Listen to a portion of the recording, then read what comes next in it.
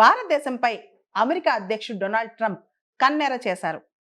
రేపు నుంచి అంటే ఆగస్టు 1వ తారీఖు నుంచి విపరీతమైన పన్నుల భారం మన పైన ఆయన మోపబోతున్నారు.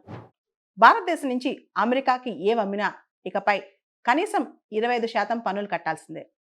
డొనాల్డ్ ట్రంప్ భారతదేశంపై ఆగ్రహం వ్యక్తం చేశారు.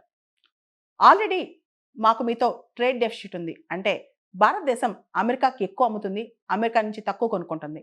అమెరికా భారతదేశం మధ్య $130 బిలియన్ ట్రేడ్ ఉన్నప్పటికీ అమెరికాకి నష్టమే జరుగుతుంది. దాదాపు $46 బిలియన్ ట్రేడ్ డెఫిసిట్ అమెరికాకు ఉంది.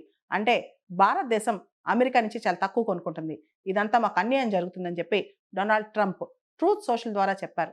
అంతేకాదు, రష్యాతో భారతదేశానికి ఉన్న స్నేహం, ముఖ్యంగా రష్యా నుంచి మిలిటరీ ఎక్విప్మెంట్స్ కొనుక్కోవడం, అదేవిధంగా రష్యా నుంచి ఆయిల్ కొనుక్కోవడం, ఇవన్నీ భారతదేశం చాలా తప్పులు చేస్తుందని, చైనా లాంటి పోకడలే భారతదేశం కూడా పోతుందని, రష్యాతో అంత స్నేహం ఏంటి, బ్రిక్స్లో సభ్యత్వం ఏంటి, అంతెందుకు రష్యా నుంచి ఆయిల్ కొనుక్కుంటే రష్యాకి బోల్డ్ డబ్బులు వచ్చాయి, రష్యా నుంచి మిలిటరీ ఎక్విప్మెంట్ కొనుక్కున్నందుకు గాను ఇండియా రష్యాకి బోల్డ్ డబ్బులు పే చేస్తుంది.